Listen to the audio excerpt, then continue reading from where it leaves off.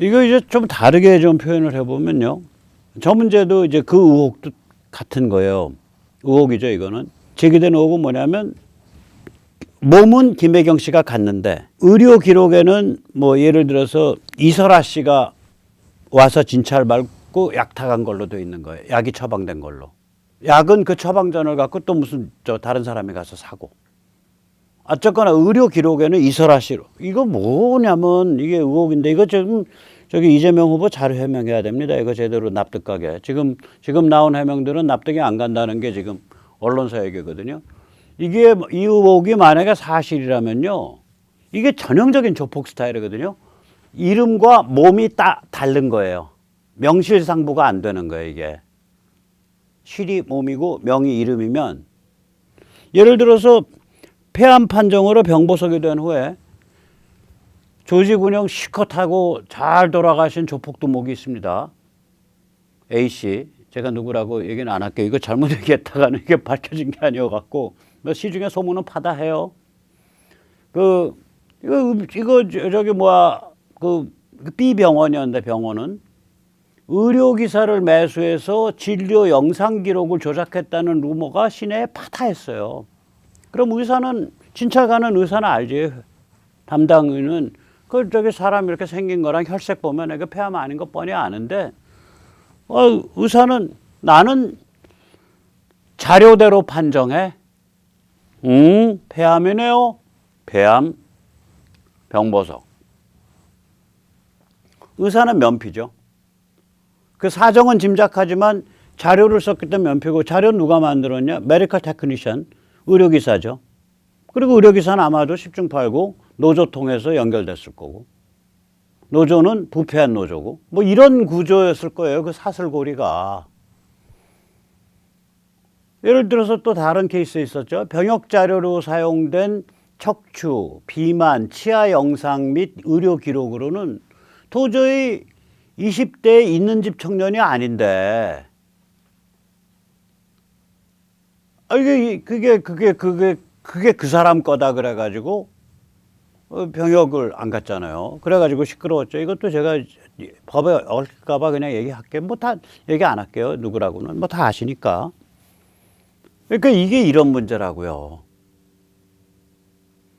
뭐냐면은, 그러니까 그거는 이름은 둘 다 본인 이름을 쓰고 몸은 다른 사람 몸을 갖다 들이댄 거죠. 그런데 만약에 김혜경 씨가 이 의혹이 사실이라면 김혜경 씨 이제 그게 바뀐 거죠. 몸은 자기 몸이고 이름을 딴 사람 걸 갖다 들이댄 거죠. 이런 영상 기록 조작 혹은 의료 진료 명의 조작은 전형적인 조폭 스타일 행태예요, 이게. 그래서 보면서 야, 이거 오빤 조폭 스타일. 오빤 강남 스타일이 아니라 오빤 조폭 스타일 이 생각이 자꾸 나더라고요. 좀 안 좋은 거예요, 이거 많이. 그래서 이제 무슨 생각이 드냐. 저는 이재명 후보 뒤에 중국이 있다고 봅니다. 중국이 있질 않으면 144만 4,040명의 거대한 그 선출인단을 모아놓고 그걸 사사오입을 해서 무리하게 이재명 후보를 만드는 과정에 민주당 전체 그 세력 전체가 일사불란하게 움직였잖아요. 이낙연은 끽소리도 못하고 주저앉았잖아요. 뭔가 굉장히 큰 배후에 그 손이 있지 않으면 저렇게 일사불란하게 못 움직인다. 저 정도 손은 대한민국 이미 평양도 아니고 저 정도 손은 저건 중국이다, 베이징이다. 저는 그렇게 의심을 해요. 뭐 아니라면 뭐 말씀해 주시고요. 그 제 의심이 그렇다는 거죠. 그런데 이게 이제 중국이 좀 오늘도 이제 누구랑 그런 얘기를 했는데 예를 들어서 뭐 화웨이 같은 회사 하나 제대로 키워봐. 그런 건 잘해요. 샤오미 이거 만드는데 샤오미 하나 제대로 키워봐. 그런 건 잘할 수 있어. 그런데 복잡한 일, 다면적인 일로 딱 들어가면 탁 막히는 것 같아요. 특히 그 자유세계, 그러니까 자유민주주의적 절차공화국, 절차가 자유민주주의적으로 일어나는 그런 나라들의 정치 공작이 딱 들어온다 그러면은 중국이 엉뚱한 짓을 하는 것 같아요. 저는 그걸 언제 처음 느꼈냐면 뼈저리게 그 타이완 대선 때, 물론 이 타이완은요 국민당이 거의 친중화돼 있어요. 그리고 이제 국민당은 1949년 이후에 본토에서 타이완으로 넘어간 사람들의 주요 정당이고요. 1949년 이전에 여러 차례에 걸쳐서 넘어가죠. 예를 들어서 청때 타이완에 넘어간 사람들은 대개 타이완과 후지안, 복권 양쪽에 걸쳐져 있는 조폭 해적들입니다. 그게 많아요. 그 타이완이 해적기지였기 때문에 청때. 그리고 물론 원주민이 있고요. 저는 원주민 별도로 하고 중국계를 가지고도 이게 층층이 쌓여져 있는 거예요. 청이 끝나고 신해혁명 이후에 1949년 이전에 넘어간 분들, 이분들은 이제 비즈니스 하러 말을 가죠. 여러분 그때는 이제 일제가 들어와 가지고 기본적인 뭐라 그럴까, 그러니까 치안이 확립된 때거든요. 그래서 후지안의 상인들 위주로 많이 이게 쌓이죠. 그러니까 원주민, 청때 간 사람들, 그 다음에 청이 끝난 다음에 49년 이전에 일제 때 간 사람들, 여기까지가 민진당이에요. 지금 차이잉원 그 대통령, 여성 대통령을 한 그쪽에 이제 그 민진당의 그 세력이고요. 국민당은 49년 이후에 중국에서 넘어간 사람들을 기반으로 해요. 이 국민당이 굉장히 친중화돼 있다고요, 지금. 그전에 최고의 반공 세력이죠. 그런 완전 친중화돼 있거든요. 그런데 이제 중국이 뭘 잘못했냐면 홍콩을 먹겠다고, 홍콩의 그때 보안법이죠. 그러니까 홍콩의 본토화를 위한 초석이죠. 홍콩 보안법을 밀어붙였단 말이에요. 그러니까 홍콩에서 이제 공안 정치범들을 중국의 본토로 데려다가 막 재판을 하고 구금을 하고 징역을 살릴 수 있는 그런 법인데, 그래가지고 홍콩에 들고 일어났잖아요. 홍콩에 있는 홍콩 시민들이. 홍콩 자체는 중국이 워낙 힘이 강하니까 다른 서방에서 개입을 못하죠. 중국이 홍콩 망가뜨리겠다라고 마음먹으면 망가지는 거예요. 그러나 그것이 타이완 사람들을 중국에 대해서 완전히 등을 돌리게 만든 거예요. 타이완 내에 친중파가 힘을 못 쓰게 만들어 버렸다고요. 그 상태에서 타이완 대선을 잡아먹겠다고 애플사의 중국 파트너인 폭스콘의 회장 테르고, 전설적인 그 사업가죠. 이 타이완 출신이고요. 이 테르고를 이 국민당 대통령 경선에 내보냈잖아요. 그거 보면서 그때 이제 그 당시 테르고 내보냈을 때 저는, 요새는 이제 그런 일이, 제가 뭐 강연 안 다니니까 그전엔 강연을 가면 그냥 당당하게 자기 중국에서 왔다 그러면서 중국을 변호하는 그런 사람들이 가끔 나타나요. 좀 약간 으스스합니다. 예를 들어서 체격도 좋고요. 그러니까 악수 같은 거 딱 해보면 무술을 한 사람들이에요. 이게 손 두께도 두껍고 몸은 날씬하고 근력이 커요. 악력 같은 게 좀 으스스하죠. 이제 끝나고 나서 이제 제 강연 끝나고 나서 이제 밥이라도 같이 먹으면 앉아가지고 오늘은 제가 쏩니다 뭐 이런 소리도 하고. 그러니까 이게 어디서 온 사람이지 좀 으스스합니다. 근데 자기 중국에서 왔다 그러고요. 한국말 유창하게 하고. 그 사람이 그 테르고 나오던 시점이 이른 봄이에요. 한 2월 3월경인데 저기 타이완 선거요. 그거 두고 보십시오. 이번에 민진당 차이 후보 안 됩니다. 차이 대통령 연임 안 돼요. 거기 폭스콘의 테르고 회장 나가서 아마 다 정리할 겁니다. 그때 폭스콘의 테르고가 나온다 만다란 얘기가 미국 신문에 살짝 나올 때예요. 으스스 하더라고요. 그런 제가 이 말씀 왜 드리냐면 타이완 대선은 중국이 홍콩을 망가뜨리기 시작했을 때 이미 타이완은 중국 손을 벗어난 거예요. 타이완 사람들이 반중으로 확 돌아버렸다고요. 그런데 테르고 정도 내세워서 그거 쉽게 다시 친중파가 장악할 수 있게 만들 수 있다라고 그렇게 착각하는 거예요. 중국의 전략가들이. 그러니까 이 작은 차원에서는 굉장히 스마트하고 굉장히 일을 잘하는 측면이 있어요. 중국 공산당에. 근데 큰 차원의 전략적인 문제 혹은 복합적인 문제에 딱 들어가면 아주 엉뚱한 저지능이 돼요.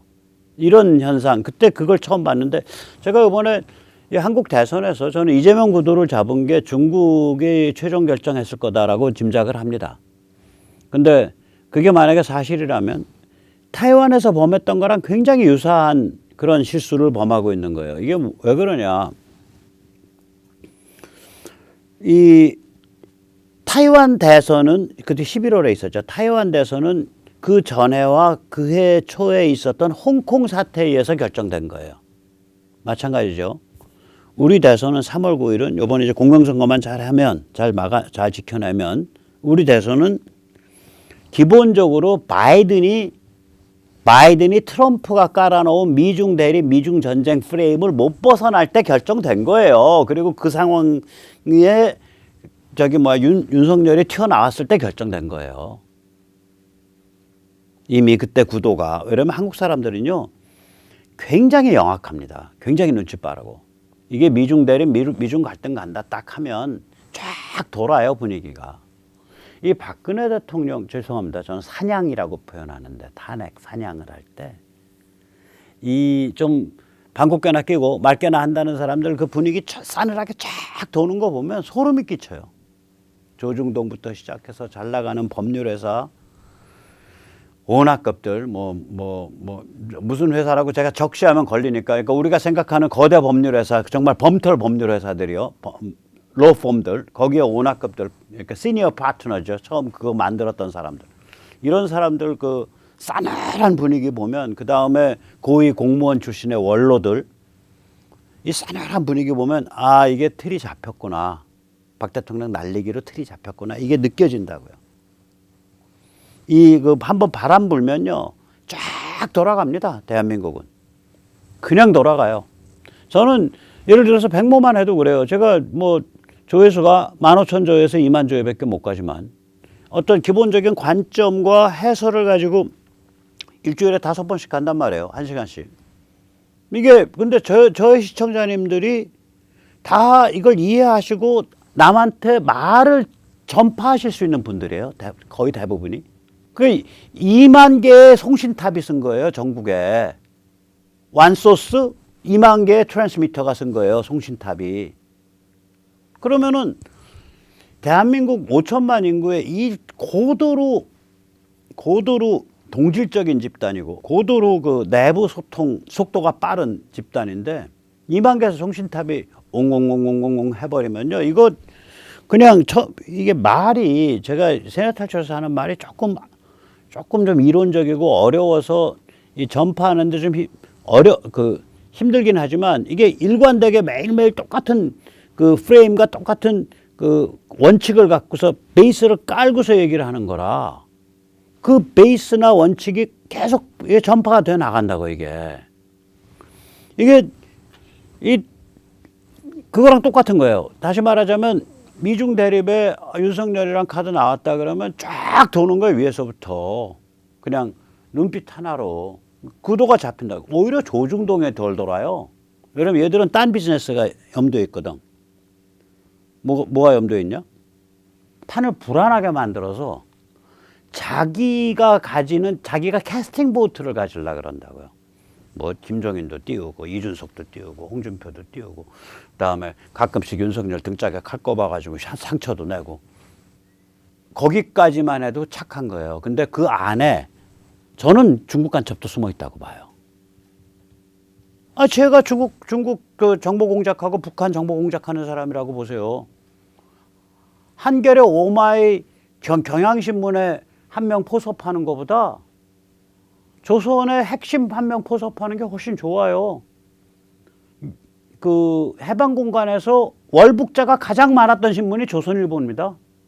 편집국장 수준까지 월북했어요, 거기는. 그래서 역대 편집국장 사진 붙여놓으면 중간중간 사진이 비어 있어. 아주 포섭 대상이죠. 마찬 국힘도 똑같고. 핵심들을 포섭해라. 작전에서 설계해가지고 그 족쇄 채워라. 그거 굉장히 재밌는 작업이죠.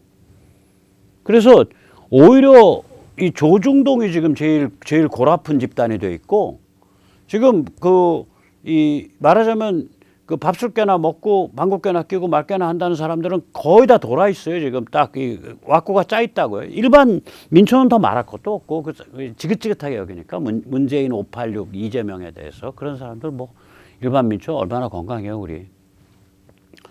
자, 그래서 저는 중국이 한국에 대해서 지금 굉장히 그러니까 말이 안 되는 작전을 세웠다. 중국이 이재명을 선택한 거였다면, 최악의 패를 둔 거다. 그리고 중국으로 하여금 이재명을 선택해야 됩니다. 라고 말했던 사람들은 다 아마 책임져야 될, 그 내부 조직 안에서 책임져야 될 그런 상황인지 모른다. 그래서 아마 송영길이 정치 안 하겠다, 책임지겠다, 뭐 이런 얘기가 나오는 게 아마 그래서 나오는 거 아니냐 라고 짐작을 합니다. 뭐 송영께서 그렇지 않으면, 사정 그렇지 않으면 연락 주세요. 제가 여기서 충분히 반론할 수 있도록 아주 친절하게 모셔드리겠습니다. 자, 이런 사정이죠. 그럼 우리는 뭘 해야 되냐? 윤석열은 윤석열 게임 잘 뛰면 돼요. 윤석열 게임 지금 이제 남아있는 한 30 며칠 잘 뛰고, 특히 공명선거 잘 막아내기 위해서 당과 캠프를 잘 가동하고 공식적으로 그래야 됩니다. 그리고 우리는 뭘 해야 되냐? 공명선거 캠페인 제대로 이제 펼쳐지려고 하고 있어요. 할 때 많이 뛰어들어서 사전투표소, 그 다음에 뭐 또 임시기표소 만든다 그러고 그러는데, 그 본투표소, 임시기표소, 뭐 개표소 이런 거 잘 지켜야죠. 저는 국힘에서 우리 시민들이 그런 걸 잘 지킬 수 있게 우리한테 참관인 TO 많이 열어주기 바라고요. 국힘이 TO 안 열어주면 허경영한테 가야죠. 안철수한테는 안 갑니다. 안철수는. 허경영은 그냥 유쾌하게 서로 웃고 말 수 있는 사이인데, 안철수는 큰일 납니다. 안철수한테는 안 가려고 그러고요. 그래서 어저께도 이 공명선거 하는 팀들이 몇 팀이 모여서 오후에 회의하는데, 그중에 한 사람이 안철수랑도 연락해서 그쪽으로도 갈 준비해야 된다 그래서 제가 뭐라 그랬어요? 허경영은 갈 수 있다. 서로 유쾌하게 웃을 수 있는 코미디 같은 존재니까. 안철수는 아니다. 큰일 난다, 거기는. 그 사람은 그럼 자기한테 힘이 실렸다고 생각을 해갖고 별짓을 다 할 수 있는 사람이다. 그냥 투명인간 취급해서, 너 투명인간 취급할 테니까 너 충분히 시간 갖고 네 처신에 대해서 고민해. 명예로운 은퇴냐? 공적 1호 정치 자살이냐? 혹은 중간에 어떻게든 해서 단일화 통해가지고 다시 입지를 좀 만드는 것. 뭐 이런 셋 중에 하나 네가 잘 고민해서 우리 너한테 충분히 평화로운 고독을 줄 테니까, 투명인간 취급해서 평화로운 고독을 줄 테니까 네가 잘 해라. 판단해서 해라. 안철수는 그렇게 대접해버려야 돼요. 자, 그럼 우리가 할 일은 뭐냐? 장기적으로는 결국 그거죠. 공공선거 잘 밀고, 그 다음에 6월달 지방교육감 선거에서 교육감 운동 잘하고, 제가 올려드렸죠. 서울이 12년 만에 중도보수 교육감 주요 후보들이 어저께 아침에 아침 10시 반에서 11시 반 정도까지 협약식을 했고요. 그 다음 문 닫아 걸고 오후 한 1시 반까지 아주 식사도 못하면서 커피 한 잔 제대로 못 먹으면서 굉장히 열띤 진지한 충돌이 좀 있는 그런 내부 조율을 또 좀 했습니다. 이런 과정을 통해서 이건 다 어디로 모아지냐? 모든 길은 정당으로 모아집니다. 자유롭고 독립적인 개인들이 공화국을 이루어서 경영하기 위해서는 결국은 정당이라는 루트를 통하게 됩니다. 그래서 국힘을 안에서부터 바닥에서부터 좀 우리가 튼튼하게 만들어야 됩니다. 정정당당 국민의힘 평당원 네트워크 www.jjdd.kr 지금 당장 가입해 주십시오. 정정당당은 공명선거를 위한 무결선거 네트워크, 그 다음 교육감 후보 단일화를 위한 마이초이스, 여기와 함께 합니다. 네, 그럼 오늘 여기까지 모시겠습니다. 감사합니다.